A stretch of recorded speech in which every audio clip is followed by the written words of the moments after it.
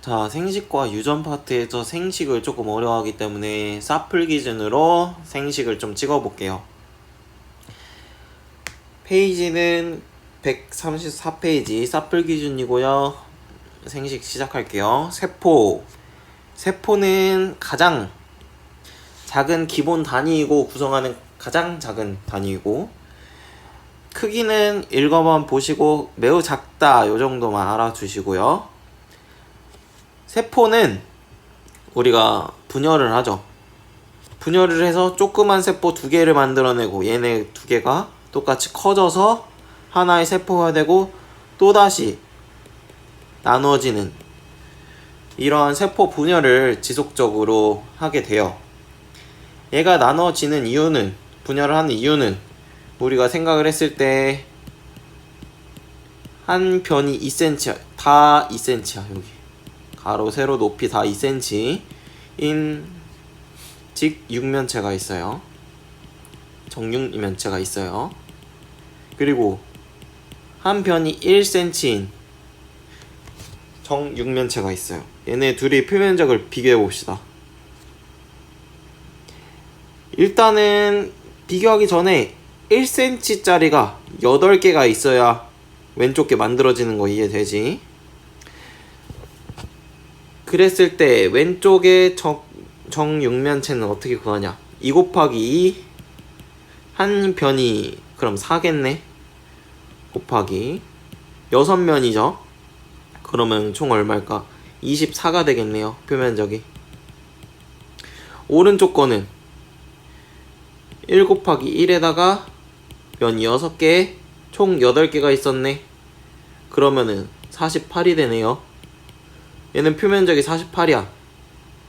똑같은 부피를 가지고 있는데 오른쪽이 세포 분열을 한 거잖아. 세포 분열을 했을 때 표면적이 더 넓어져요. 그러면은 물질 교환을 하는데 더 유리한 거, 요 정도 알아주시고, 표면적이 넓어져서 물질 교환을 하는데 유리하다 알아주시고, 그 다음에 나왔던 게 세포 주기인데, 우리 세포를 배울 때 전중 후말 배웠었나? 전기, 중기, 후기, 말기가 있었죠. 얘네들은 분열기에 해당이 되고, 분열기 이전에 간기라고 우리 배웠었나? 복제되는 시기, 복제되고 세포의 생장, 세포 분열을 준비하는 기간을 간기라고 했어요. 이 간기는 매우 길고 분열기가 매우 짧아요. 요 정도는 알아주시고, 길이 어떻게 되는지 알아주시고, 그 다음으로 넘어가서 염색체가 나왔어. 염색체는 DNA랑 단백질이 있는 건데 선생님이 항상 그릴 때 이런 식으로 그렸었지. 이렇게 가운데 있는 애가 뭐 동원체라고 하는 애인데, 요거는 안 알아둬도 되고, 이거 하나가 염색 분체라고 불렀어. 전체를 염색체라고도 부르고, 이 조그만 염색 분체 하나도 따로 있으면은, 이렇게 따로 있으면 얘도 염색체 하나라고 불러.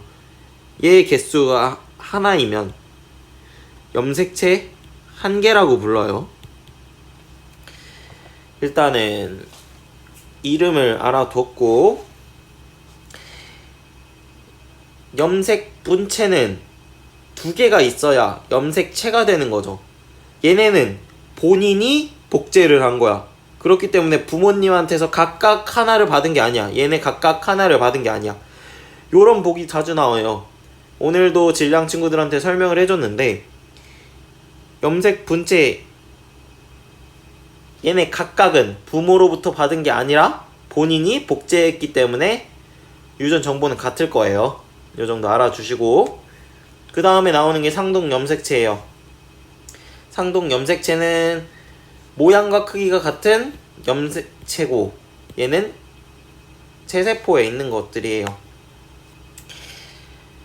개수는 22쌍이고 얘가 상염색체, 한 쌍은 성염색체인데 남자는 XY, 여자는 XX, 총 22 플러스 1이라서 23쌍. 그럼 개수는 몇 개야? 곱하기 2를 하면은 개수는 46개가 되는 거겠죠. 요 정도 알아주고, 얘네는 그 전에 염색 분체는 각각 부모님으로부터 받은 게 아니라 했는데, 얘는 부모님으로부터 하나씩 물려받은 거예요. 그래서 유전 정보는 동일하지 않다. 요거 기억을 해줍시다. 이 페이지에서 알아둬야 될 거, 표면적이 넓어서 물질 교환을 하는데 유리하다. 그리고 간기 길이가 분열기보다 훨씬 길었다. 이 정도 알아주고, 각각의 이름 요 정도 알아주고, 여기서는 22쌍의 상염색체, 한 쌍의 성염색체가 있어서 총 23쌍, 개수는 46개다. 그리고 염색 분체가 2개가 모여서 염색체가 됐는데, 얘는 본인이 복제해서 받은 거기 때문에 유전 정보가 동일하나, 상동 염색체는 부모님으로부터 하나씩 물려받은 거라서 유전 정보는 동일하지 않다라고 알아주시고, 그 다음 장에 우리 체세포 분열과 감수 분열에 대해서 배워요. 생식세포, 크게 체세포 분열과 감수 분열로 얘기를 해볼게요. 체세포 분열은 체세포가 나눠지는 거예요. 감수 분열은 생식세포 만드는 과정이죠. 일단 얘도 마찬가지로 간기가 있을 것이고, 간기에서는 염색체가 없어요. 염색체가 없어. 그리고 이런 막이 있죠. 이런 막을 핵막이라고 했었고, 얘네 특징은 그림을 보고 다 생각이 날 수 있어야 돼요.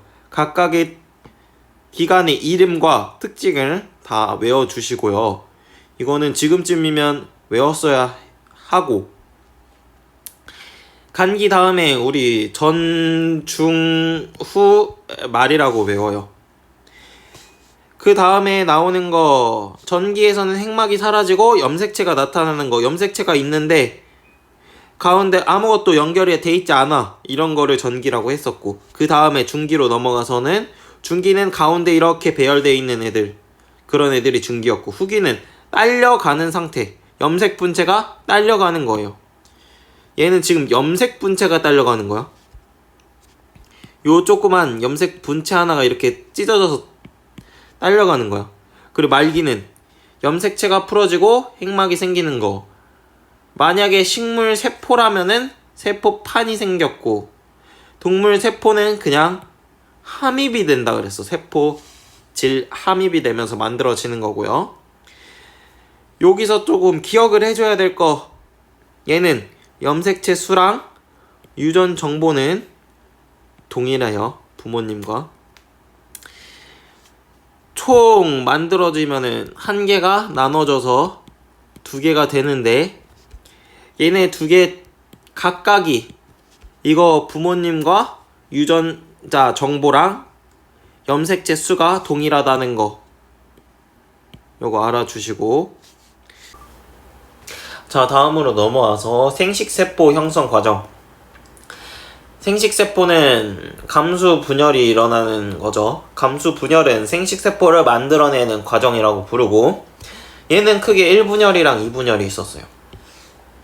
1분열과 2분열, 우리 그림을 보고 이게 1분열인지 2분열인지 알 수 있어야 돼요. 일단은 간기가 시작돼요. 간기에는 핵막이 뚜렷하고 유전물질이 복제된다. 이거는 앞에 있던 체세포 분열 과정이랑 똑같은 특징을 가지고 있고, 얘도 마찬가지로 전, 중, 후, 말. 2분열도 전, 중, 후, 말이 있어요.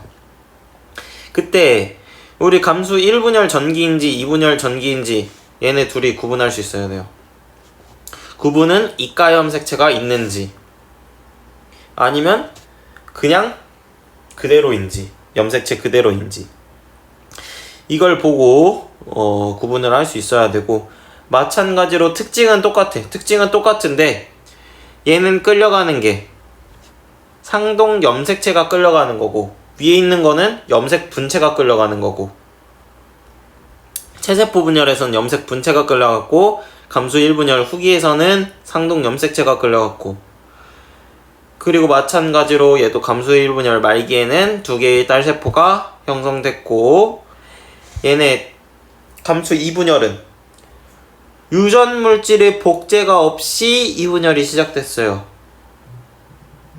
그러면 유전 물질이 복제가 없으면은 얘네는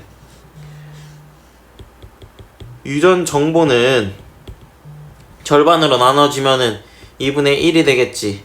이거 기억을 해주시고, 최종적으로 4개가 나왔다는 거 이 정도 기억을 해주시면 될 것 같아요. 이 페이지에서 중요했던 거, 체세포 분열 과정은 2개의 딸세포가 생성되고 염색 채수와 유전 정보는 모세포랑 동일하다. 그런데 생식세포 형성 과정 감수 분열에서는, 감수 1분열에서는 염색체가 분리돼서 염색체 수는 모세포의 절반이 되고, 감수 2분열은 염색 분체가 분리되므로 염색체 수는 변하지 않는다. 우리 염색체 수 셀 때 그 전에 선생님이 얘기했던 거 이렇게 돼 있으면 이 가운데 거 하나 세라 그랬지. 근데 얘는 2개가 이렇게 나눠졌으니까 2분의 1이 된 거고 모세포의 절반이 된 거고, 얘 같은 경우에는 가운데 있던 애가 각각 끌려가서 개수가 동일하게 되니까 염색체 수가 변하지 않는다고 얘기를 하는 거예요. 여기서는 기억해줘야 될 거, 방금 전에 형광펜 쳤던 거랑 뭐 세포판, 식물세포의 세포판 이 정도만 알아주면 될 것 같아요. 그 다음에 수정과 발생에 대해서 배워요. 수정과 발생. 얘는 사람의 생식세포에는 뭐가 있었지? 정자와 난자가 있었고, 요 정도는 기본적으로 알고 있는 내용인데, 여기서 사플에서 조금 추가된 내용. 정자는 머리, 꼬리로 이루어져 있는데 머리에 핵이 들어있어요. 난자는 세포질과 핵이 돼 있고, 핵이 이렇게 돼 있고, 핵은 가운데 이렇게 점으로 보통 그림으로 나오게 돼요. 얘는 꼬리를 이용해서 이동을 할 수 있는 거고, 얘는 스스로 움직이질 못해요. 얘는 대신 양분을 저장하고 있지. 우리 애기가 생길 때 애기들이 양분을 저장했던 것들을 먹고 점점 자라는 거예요. 그 다음에 수정이 나오는데, 수정은 정자의 핵과 난자의 핵이 결합하는 과정. 여기 있는 핵과 여기 있는 핵이 결합을 해요. 보통 난자에 들어갈 때 정자의 이 꼬리는 잘려서 이렇게 들어가게 되고, 그러면은 얘네는 핵이 결합을 해서 수정이 되는 거예요. 이거는 알아둘 게, 접근한다 요거는 쉬운 내용이고, 수정에 성공한다 이것도 쉬운 내용이고, 수정 과정을 거치면 체세포와 염색체 수가 같은 수정란이 된다. 체세포와 염색체 수가 같아요. 그리고 그 다음에 나오는 게 사람의 발생. 발생은 크게 하나의 개체로 되기까지의 과정을 얘기하는 거야. 처음에 수정이 됐어요. 그러면 우리 난할이라는 걸 하지. 난할은 크기는 자라진 않지만 분열을 계속해서 하나의 크기가 점점 작아진다. 우리 수정란이 2개로 나눠졌고 계속 전체 크기는 변하지 않지. 얘는 4개로 나눠졌으니까 하나의 크기가 점점 작아졌을 거고, 얘는 8개로 되고, 그러니까 점점 작아진다는 얘기고, 그 다음에 착상은 포배 상태의 배아. 이게 포배 상태. 제일 끝의 상태가 포배 상태의 배아가 이 자궁 안쪽에 붙게 되는 형상을 우리는 착상이라고 했어요. 이 정도 이름을 기억을 해주시고, 얘는 수정 후 보통 5일에서 7일경이라고 되어 있습니다. 기관 형성은 모체로부터 영양분을 공급받으며 기관을 형성하면 사람의 모습을 갖춘 태아가 된다. 한번 읽어만 보시고, 출산은 보통 266일 정도가 지나면은 태아가 모체 밖으로 나오게 돼요. 보통 266일 정도는 그냥 알아두면은, 머릿속에 그냥 기억을 해두면은 좋을 것 같아요. 이번 장에서 중요했던 내용, 사람의 생식세포에는 정자, 난자가 있고 난자에는 양분이 있다. 얘네 핵이 어디 있는지만 기억을 해주시고, 수정 과정을 거치면 체세포와 염색추수가 같은 수정란이 된다. 그리고 수정란이 됐으면 이제 난할이라는 과정을 거치지. 난할은 크기가 안 자라고 분열만 계속해서 크기가 작다. 착상이 뭔지 이 정도 알아주고, 출산은 수정 후 666일이 지나면은 보통 나오게 된다. 이 정도 알아주세요. 이거는 뭐 그림이 그려져 있는 과정들이에요. 크게 그려준 거고, 수정 후 38주 즉 266일 정도 지나야 출산이 된다. 여기까지가 우리 수정과 발생 그리고 앞에 생식 단원이 끝난 거예요.